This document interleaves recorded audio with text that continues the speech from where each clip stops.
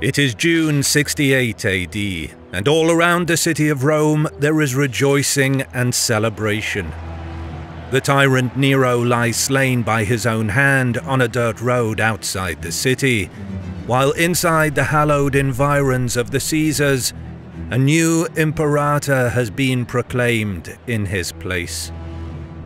Galba, the venerable Roman who has been known to the public as a military hero and public servant for decades, has ascended to the purple and assumed the mantle of imperator in the name of the Senate and people. The Julio-Claudians are no more, and the city that conquered the world can now look forward to the restoration of its ancient liberties to match those of its unsurpassed feats of conquest. A new dawn has come and brought with it hope. Citizens everywhere have only one name on their lips. Galba, Galba, Galba, they cry, as the streets and houses are strewn with garlands and petals, their beauty matching the surge of belief that now overflows in the hearts of men. January 69 AD. Galba is dead. The Praetorian Guard have slit his throat from ear to ear and mounted his head on a pike. Rome is at war once more, and the empire has split itself into 3 separate entities. In Rome itself, Marcus Salvius Otho has taken Galba's place as the second emperor of the new year, and commands the city and the environs of Italy. The Balkans and the powerful Danubian legions have also declared themselves to his cause, while the southern provinces of Gaul, Narbonensis and Aquitania have done the same. But to the north, the Rhine legions, northern Gaul and the legions of Britannia have declared themselves for Aulus Vitellius, who was Galba's shock appointment to command of the armies of the north. He and his 2 subordinates, the legates Aulus Caecina Alienus and Fabius Valens, had already thrown off the shackles of Galba's rule when news reaches them of his death and the elevation of Otto. But this changes nothing for their cause. They decide to press on with their campaign to take Rome, Caecina taking one force on a quick march south through the Pennine Alps, and the great mountain pass under the temple to Jupiter constructed by Emperor Claudius 20 years earlier, after which he will secure the area of northern Italy.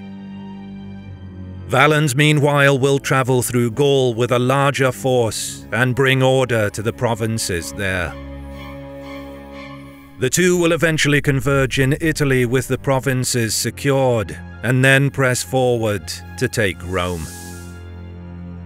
Meanwhile, to the east, the 3 great Roman officials in the region, Gaius Licinius Mucianus, governor of Syria, Titus Flavius Vespasianus, commander of the massive field army in the war against the Judeans, and Marcus Antonius Primus, prefect of Egypt, all hold their own council and confer as to how best to proceed in the current upheaval. These are the rulers of some of the most wealthy and powerful regions of the Roman Empire, and any emperor in Rome will regard their support as vital to their cause. For Otto and Vitellius, however, proximity orders that they focus on each other first and foremost, before they pay too much attention to the mysteries of the Orient. When Valens makes progress bringing the recalcitrant southern Gaulish authorities under the yoke of Vitellius, Caecina storms through the passes in early spring and begins engaging Ottonian forces in the Po Valley during the middle weeks of March. Valens's main army consists of almost the entirety of the 5th Legion Alaudi, along with detachments 1st Germanica, 15th Primigenia, and the 16th Legion Gallica. Valens also commands perhaps 12,000 auxiliary forces, including most notably Batavian horsemen, elite cavalry that provide Roman armies with a degree of shock value and maneuverability unavailable to the near-wholly infantry legions. Discontent among the Batavi has been growing ever since the unit was recalled from Britain 3 years previous, and relations between the regular legionaries and the auxiliaries are poisonous and often violent. Nevertheless, the Batavians' abilities make them indispensable if Vitellius is to have a chance to wrest the empire from his rivals. Caecina's force also consists of one entire legion, the 21st Rapax, and he has probably one half of the units from both the 4th Macedonica and the 22nd Primigenia.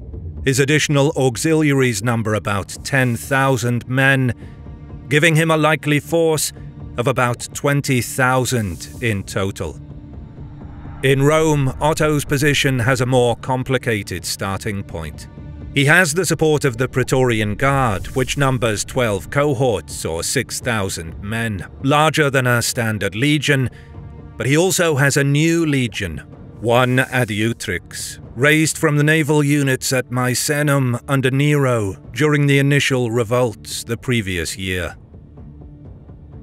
Aside from military forces, Suetonius Paulinus, the general who defeated the revolt of the British tribes under Boudicca and is held to be the best commander in Rome since the death of Corbulo, is also advising Otto, along with the capable Marius Celsus and Appius Annius Gallus. Martius Macha meanwhile leads a scratch force of 2,000 gladiators. If Otto can link these forces with those from the 4 Danubian legions, the 7th Galbiana, the 11th Claudia, the 13th Gemina, and the 14th Gemina Martia Victrix, and hold Rome itself, he will be in a very strong position to see off the challenge of Vitellius and the Rhine legions. Thus, the spring sees both the forces of Otto and Vitellius rushing north and south to control the passes into Italy. Caecina arrives in Cisalpine Gaul to the news that the auxiliary forces of Alla Siliana cavalry have declared for Vitellius, and the gates of Eperedia, Vercelli, Novaria, and Mediolanum are open to him. This effectively hands control of the northern bank of the Po River to Vitellius, and Caecina decides not to wait for the main force of Valens and press forward. After capturing some 1,200 Ottonian troops from Pannonia near Cremona, Caecina occupies the town and then moves directly toward Placentia. With Cremona and its surrounding area as his base, Caecina has the starting point for the Vitellian campaign to take Rome. But if he can manage to also capture Placentia, then the oncoming Ottonian forces will be unable to make a concerted stand on the south bank for fear of a flanking attack from one town or the other. Already, Otto's main commander, Annius Gallus, has been forced to take the majority of his men east to Aquileia in order to keep the route for the Danubian legions open. A much smaller garrison of about 3,000 men under Titus Vestricius Sparina is left to try and hold off the surging Vitellians. Sparina's disadvantage is compounded by the fact that his holding force is a raging mix of Praetorians, rejigged Marines from the 1st Adiutrix, and likely barbarian cavalrymen. There is little love between the units, and a cohesive command is impossible when the officers have to spend as much time breaking up fights between their own men as with the enemy. At one point, his troops threaten mutiny unless Sparina marches them out to face Caecina, but after trudging for the evening without meeting any resistance, the sailors and Praetorians realize that they do not know how to build a proper camp for the night and return instead to the town. Caecina's men are confident and eager to fight against this perceived fragility, but in the end the Ottonians in Placentia hand them the first real check of their campaign. Overcoming their limitations against what are held to be the most formidable legionaries in the Empire, the Ottonians rained down missiles, rocks and lead from the walls, and after 2 unsuccessful attempts to storm the town on successive days, Caecina returns to Cremona and awaits the arrival of Valens. Over the next days, the 2 sides hold their positions and take reinforcements from different directions. Annius Gallus returns with the main Ottonian forces, possibly after receiving some quick arrivals from the Danube, and makes his main camp at Bedriacum on the Postumian Way. Marcher and his gladiators reach the theatre of operations and make a raid on Caecina's outposts, killing a few sentries and forward posts before quickly withdrawing back over the Po. Suetonius Paulinus and Marius Celsus also arrive, but they are still being kept as advisors rather than overall commanders at Otto's insistence. It is likely that he cannot entirely trust their loyalty. In an attempt to curb any further dissent among the officers and his disordered rank and file, Otto decides that his brother Titianus will take overall command, with Licinius Proculus as his second. Intended to make a clear chain of subordinates, Otto only increases the confusion, as he now has no fewer than 5 generals, all with competing opinions on the necessary direction of the war. The next engagement of the campaign adds to the uproar on both sides, when it ends inconclusively after Caecina attempts to lure the Ottonians into a trap along the Postumian Way by sending out his cavalry and concealing his infantry further up. The Ottonians realize the false retreat ruse for what it is and keep their order, forcing Caecina to retreat back to Cremona. There he is subject to ridicule by his men, while Paulinus and the other Ottonian generals are in turn abused by their men for not annihilating Caecina when they had the chance. If Caecina believes that things will improve when Valens arrives shortly after, he faces yet another disappointment. Valens's force is in complete disarray, and there has been a total breakdown in relations between the Batavians and the regular legionaries. Fights and mutinies are a near daily occurrence, and even Valens himself has had stones thrown at him by his men. Both he and Caecina can only hope that they can set the troops on the enemy before they are killed by them first. Caecina sets his men to work building a pontoon bridge over the Po, but the Ottonians put up a stiff resistance with missiles, and they are unable to make a crossing. Perhaps hoping to catch the blocked Vitellians in the flank, Otto's generals begin a march on the Postumian Way with the intention to reach the confluence of the Po and the Adua rivers, only to find the next day, the 16th of April, that the Vitellians have caught wind of their advance and are now waiting, blocking the road. The time for battle has come. While the bedraggled Ottonian column hastens with difficulty to deploy, its commanders take note of the enemy's layout and the terrain. The Postumian Way is less a road and more of a causeway at this point, with wet marshy ground interspersed with streams and drainage ditches all around. The road itself is lined with 2 very deep ditches, and the fields beyond them are also dotted with trees and interconnecting vines, making any kind of ordered formation and maneuver a difficult proposition.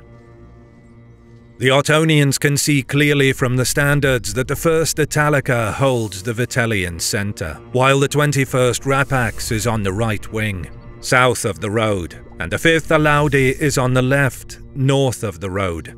Harder to see on the very far right wing, and possibly somewhat withdrawn, are the Batavian cavalry, their horses pawing the earth by the banks of the Adua River. Behind these 3 legions and the auxiliary cavalry were a strong contingent of reserves, ready to move in once battle was joined with the enemy. The Ottonian command deploys 5 cohorts of the Praetorian Guard in their own centre, directly across from the 1st Italica, while the 13th Gemina, possibly now in its full complement after arrival from the Danube, is lined up on the Ottonian right. A vexillation of the 14th Legion also provides support.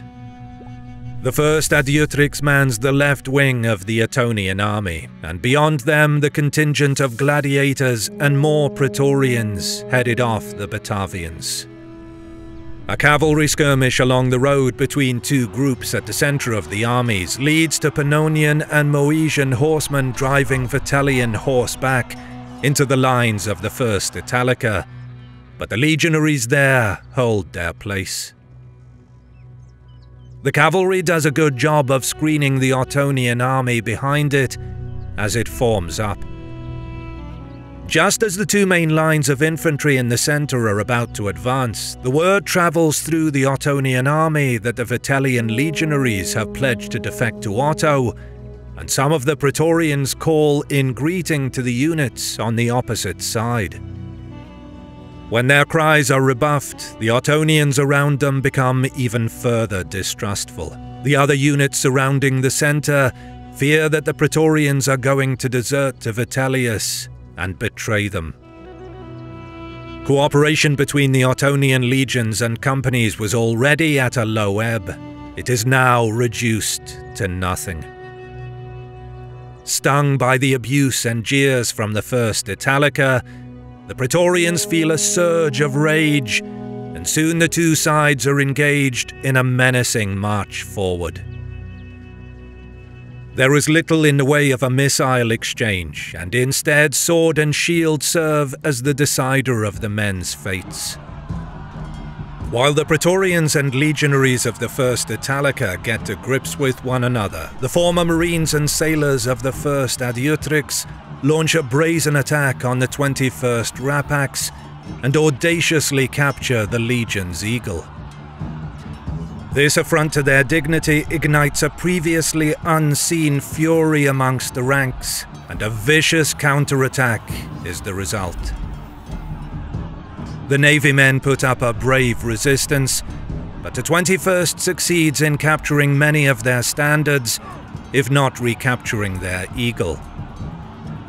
While Praetorians fight in a terrible hand-to-hand battle against their fellow Romans and Italians in the centre, it is on the wings of the battle that the matter is decided. On the far Ottonian right wing, the vexillation of the 14th Legion seems to be unable to prevent forces from or associated with the 5th Vitellian legions from flanking them and attacking on the side.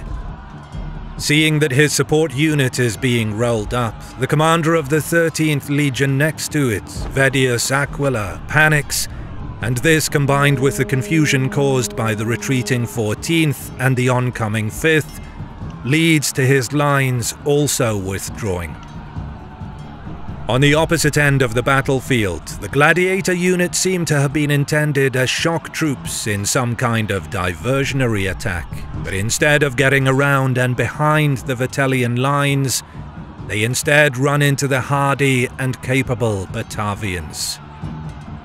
The auxiliary cavalry wastes no time in cutting down and dispersing the irregulars, and then moving toward the centre of the field. In the meantime, the commander of the 1st Adiutrix has been killed, and his units are falling back under the enraged attacks of the 21st Legion, still searching for their Eagle. The Batavians thus have a clear run at the road and the centre of the field. There, the Ottonian Praetorians are still fighting bravely, but the sight of the oncoming Batavians, their progress no doubt inhibited somewhat by the trenches and ditches before the road, as well as the collapse of the entire Ottonian right wing, makes it clear that their position is now untenable, and they break off the fight. The First Italica cheers triumphantly, and the Vitellian army is merciless as it chases the Ottonians along the roads and byways, cutting down any who are unfortunate enough to get caught moving too slowly. The collapse of the Ottonian army near Cremona is the instigator of fast-moving events. A truce is called between the defeated units and the Vitellians at the Ottonian camp the next day, and the two sides begin fraternizing, relieved that the fighting between fellow Romans is at an end. Otto is at Brexilum, about 35 miles away, with a still significant host when the news of the defeat reaches him. Despite the fact that yet more Danubian reserves are coming into Italy via Aquileia, and those around are encouraging him to continue the fight, he takes his own life that night. Vitellius is emperor, the third of the year. He arrives from Gaul, and together with his victorious army and thousands of hangers-on, leads a triumphal, rapacious, and violent procession toward Rome. His arrival at the city is capped with a massacre of citizens who venture out to view the arriving column. The next months of Vitellius's reign are fraught with feasts and games. The Batavians that were so instrumental in his victory over the forces of Otto are sent under extreme protest back to the Rhine. At the same time, the 13th Legion is set to work building amphitheatres in Cremona as a humiliating punishment for its role in resisting Vitellius. But as spring turns to summer and there is no word from the east, Vitellius is given pause at the dining table. And then, when in early August word arrives that Vespasian has been declared emperor in Egypt, something close to panic must grip his heart. Vespasian is already in command of 5 legions to finish the suppression of the Judean revolt. With Jerusalem a charred shell following his victorious siege there, most of those units can now be transferred to face the west. Added to this power are the 3 legions of Syria pledged by its governor, Mucianus, as well as the forces of Egypt, given with the support of Tiberius Julius Alexander. He is the first to declare Vespasian emperor, and with this combined effort, Mucianus soon marches north toward Anatolia, leading a strong army for the conquest of the west. But before he can reach the battlefield, matters at the Danube also take a turn. The legions there are still smarting from their inability to intervene on behalf of Otto, and led by the 3rd Gallica, a legion that has served under Vespasian with distinction in the east, they now declare themselves to the new cause. Another army under Marcus Antonius Primus, consisting of the Moesian and Pannonian legions, is soon marching toward Italy once more, enthusiastically joined by the 13th Gemina, which downs its work tools and once more picks up the weapons of war. Hearing of this, in late September, Caecina is again appointed as Vitellius's commander of armies, and he sends a cavalry detachment forward to occupy Cremona while he comes behind with the main army. Valens, his erstwhile partner in the war against Otto, is indisposed with sickness and cannot travel until later. Caecina leads a very strong army also. The 1st Italica, 21st Rapax, 5th Alaudi, and 22nd Primigenia are present in their full complement, while Vitellius has also used the intervening time to bring the majority of another 4, 1st Germanica, 4th Macedonica, 15th Primigenia, and the 16th Legion.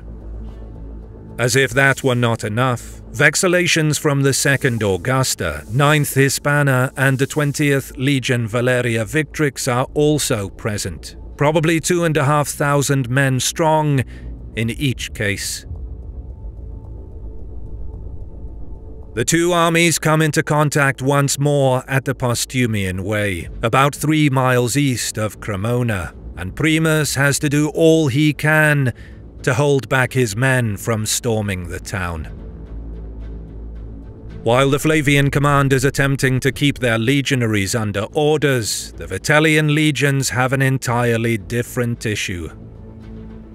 Caecina reveals that he has been in contact with Vespasian's emissaries, and he believes it in his army's best interest to throw off the yoke of Vitellius and back the general from the east. His soldiers and officers are so offended by his treachery that Caecina is placed under arrest, and word is sent to Valens to take command with all haste. In the meantime, command of the Vitellians passes to Fabius Fabulus, legate of the 5th Alaudi, and Cassius Longus, who was the prefect of the Vitellian camp. The two armies come in contact with each other between Bedriacum and Cremona on the 24th of October, when mounted advance units from both sides clash along the road. The Vitellians move off back toward Cremona, and the Flavian scouts report back to Primus that they are intent on an attack. He finally relents and draws up his legions. Night is drawing in, but the Danubians are so close to their vengeance that they cannot feel the growing winter cold. Primus places the 13th Gemina on the road, with the 7th Galbiana on its left. The 7th Claudia are on the far wing past it. On the opposite side, the 8th Augusta takes the right flank, with the 3rd Gallica posted outside it on the wide right. Meanwhile, the Vitellian legions still lack a strong overall commander and have advanced to meet the oncoming Flavians. It is about 8:30 in the evening when the two sides come face to face in force. There is much confusion with the Vitellians, but their battle appears to be the 5th Alaudi in their centre, holding the road. To their left is the 15th Primigenia, with strong elements from the 16th, 22nd and 1st Germanica, beyond that again. The 4th Macedonica takes the right wing, while the 1st Italica and 12th Rapax, the two legions that fought so bloodily on this ground just months before, arrive late to the front and seems to meld its units into the already existing line. Again, Primus goes from company to company, attempting to dissuade them from attacking in the night and pressing on to Cremona. Even if the front line of the Vitellian army folds immediately, the streets and laneways of the town will be a viper's nest of ambushes and traps for the unwary and isolated. If they wait until morning, there will also be an opportunity to bring forward the siege equipment and other artillery, making the clearance of the walls, towers, and other positions a far less costly effort. The Flavian legions will not be put off, however, and finally, Primus relents and gives the order for them to engage the enemy. Already missiles are being flung and thrown in the dark, whistling through the air and striking men with no forewarning, the gods themselves choosing who was to live and who was to die. In any case, it is the Vitellians who attack first, streaming out of the dark from beneath the shadow of the Cremona walls and their camp beyond, marching down the road toward the 13th Legion that is more than ready to redeem itself after the humiliation of the summer. In the flanks, the legionaries emerge like apparitions from the groves of vines and hastily picked fruit trees. The rotting fruit is squashed into the ground beneath their boots. Others walk the precipitous line of slick stream banks, their helmets glinting in the moonlight when they emerge over the tops of ditches and undulating rises. The 13th receives the attack of the Vitellians with satisfaction, punching the enemy back with their shields in lockstep, and then stabbing out with their swords as they have been drilled to do for interminable years. But the 7th Galbiana lacks their experience and prowess, and its front line is mauled and almost loses its eagle. It is saved by the centurion Attilius Verus, who sacrifices his life in the effort. The cloudless night gives the advantage to the Flavians, for the moon rises behind their lines, elongating their shadows and giving the optical illusion that they are closer than in actual reality. The result is that many of the Vitellian missiles fall short. Nevertheless, they are still highly damaging. With more than 50 ballista and assorted artillery pieces in every legion, the number deployed by the Vitellians on the field outside Cremona probably number more than 300. As the fighting stretches well into the darkest parts of the night, the Flavian legions likely field a similar number. Thus, hundreds of projectiles are flying through the air at any given moment, while on the ground, men fight desperately with gladius and pilum javelin. A story goes around the Flavian lines that a son serving in the 7th Legion has killed his father, who was serving in the 21st, by mistake in the darkness. Elsewhere, an exceptionally powerful Vitellian ballista is doing such damage to the Flavian lines that 2 legionaries equip themselves with Vitellian shields and infiltrate the enemy lines.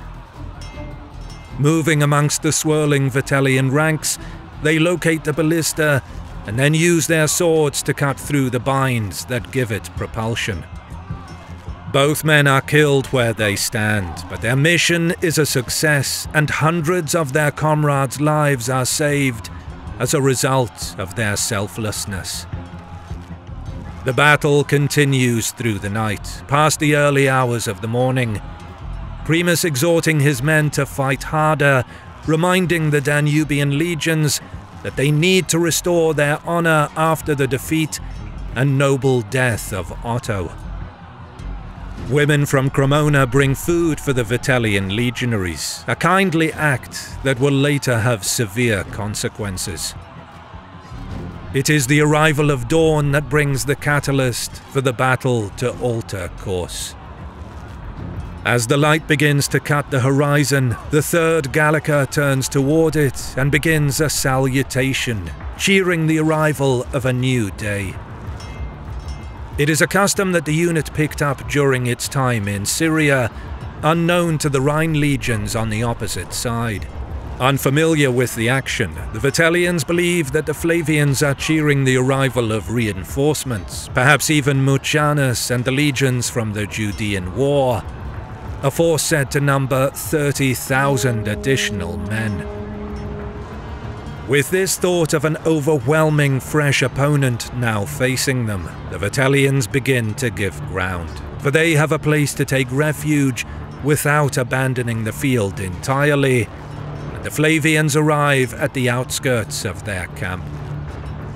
Knowing that his men are exhausted after a long march the previous day and fighting through the night, Primus nevertheless cannot order a withdrawal, or less he will be called the defeated.